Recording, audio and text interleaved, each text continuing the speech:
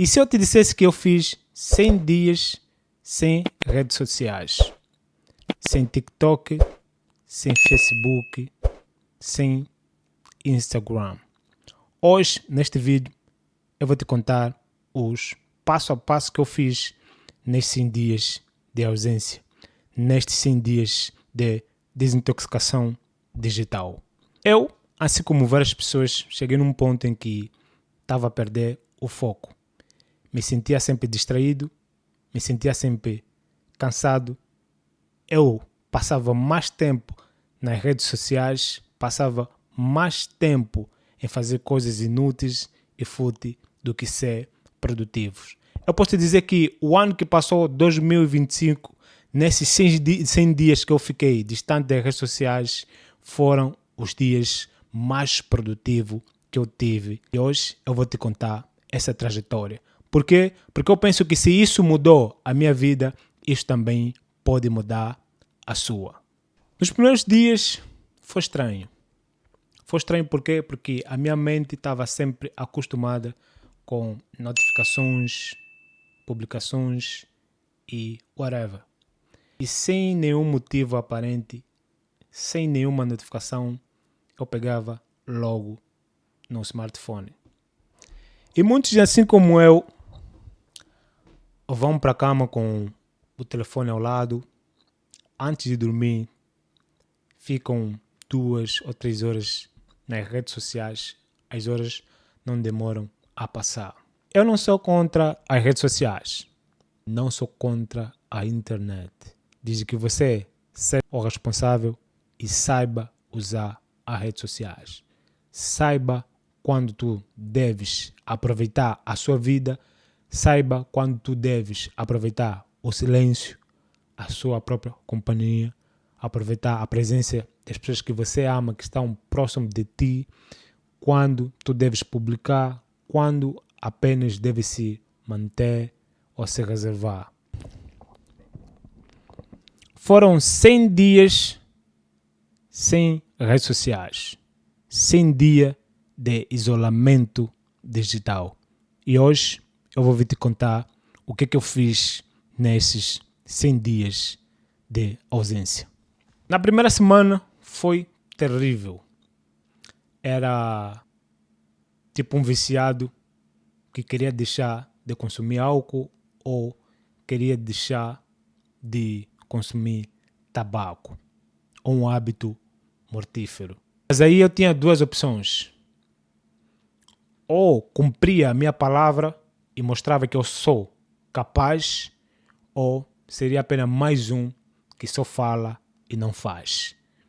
E eu decidi, eu devo fazer, eu vou fazer e eu quero sentir qual a experiência, qual a sensação, para depois eu passar o meu testemunho.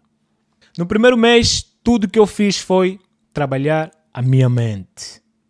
Porque tudo o que nós somos começa aqui. Aquela frase que diz, nós somos o que pensamos. Essa frase é muito, mas muito forte. Porque é através dos nossos pensamentos que nós agimos. Então eu tinha que meter todos os meus pensamentos em ordem. Todos os meus pensamentos organizados. Então a primeira coisa que eu fiz foi começar a meditar. Comecei a meditar, fiz yoga, li alguns livros de filosofia, li a Bíblia, fui convidado para um culto, fui. Isso fez toda a diferença. Fez mais toda a diferença quando eu comecei a escrever um diário. Espera, não é aquele diário que os filmes da Disney nos passaram, que no princípio aparece uma princesa escrever querida fada madrinha. Não é este diário que eu estou a dizer. Não estou a dizer que isto não seja um diário. Mas o diário que eu estou a falar é diferente. O diário que eu comecei a escrever foi do tipo tirar todos os meus pensamentos de cá e esboçar no diário. Eu escrevia ideias, escrevia os pensamentos que eu estava a ter, escrevia planos, escrevia os fracassos, escrevia os agradecimentos, escrevia as metas alcançadas, escrevia tudo mais um pouco. E as coisas começaram a mudar. Eu comecei a sentir a mudança nos pensamentos, comecei a sentir que a ansiedade começou a reduzir, as preocupações começaram a reduzir.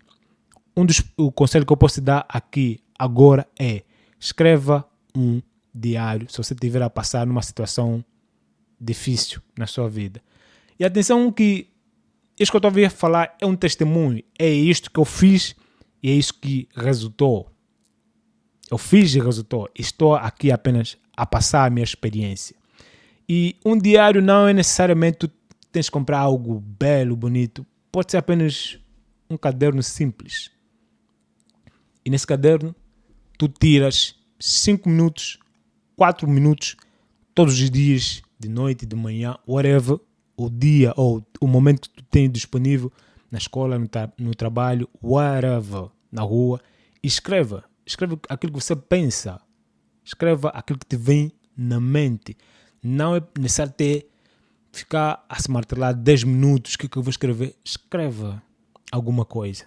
Depois de eu organizar as minhas ideias, depois de eu organizar a minha casa interior, a minha mente, era o momento de seguir para outro nível, para o outro estágio, que era o corpo. Há uma passagem que diz que o nosso corpo é o nosso templo, é a nossa casa, é a casa onde a gente vai viver enquanto a gente estiver vivo e cá na terra. Comecei a fazer exercício 5 vezes por semana. Antes, quando eu levantava, a primeira coisa que eu fazia era pegar no smartphone. Isso é um hábito terrível. Isto é um mau hábito. Se tu tens esse hábito que a primeira coisa que tu fazes depois de levantar ou depois de acordar é mexer no smartphone, deixa-o. Isto está a danificar seriamente o teu cérebro. Então, o que eu fiz? Adotei um outro método, que é deixar o smartphone o mais distante possível. Então, logo eu acordava, eu fazia 5 minutos de silêncio, apenas a pensar, a olhar num ponto abstrato, num ponto nulo, e a pensar e aproveitar o silêncio da manhã.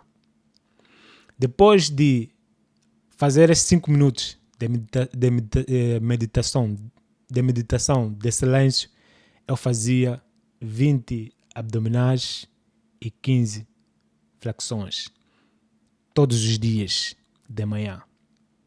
A outra coisa que eu fazia era arrumar a minha cama. Isso fazia toda a diferença. É tipo aquela mensagem ou aquela passagem que diz: se tu quiseres mudar o mundo, começa arrumando a tua casa. Eu negligenciava isso, mas só dei uma verdadeira importância quando eu coloquei em prática. E eu comecei também a notar que isso foi extremamente transformador. É bom tu chegares em casa, depois de um dia exausto, e encontrar que a tua cama está organizada, está arrumadinha, bem quentinha. Tu só tens que fazer o que tens que fazer, ler, meditar, whatever. Quando tu quiseres ir dormir, a cama está lá organizadinha, pronta para ti. Isso foi muito transformador. E não vem aqui me dizer que eu não tenho um tempo. Não. Quem quer, faz. Quem não quer, arranja desculpa. Depois dessa fase, eu comecei a notar melhorias. Melhorias física, melhorias mental, psicológica e não só. Por quê? Porque já não tinha um corpo inflexível. A minha flexibilidade aumentou. Os músculos, o corpo começou a dar sinais de vida. E também uma das coisas que eu fiz nesses 100 dias de ausência foi aprender a cozinhar. Isso. Vivemos num mundo em que nós estamos sempre a comer ultras processados, que não, muita coisa que não é saudável. Então eu aprendi a cozinhar. Tem um prato que eu muito gosto de comer, que é um prato típico angolano, que é o calulu de carne seca. Eu aprendi a fazer esse prato. Em 2025, nesses 100 dias que eu fiquei distante das redes sociais, foram os dias mais produtivos que eu tive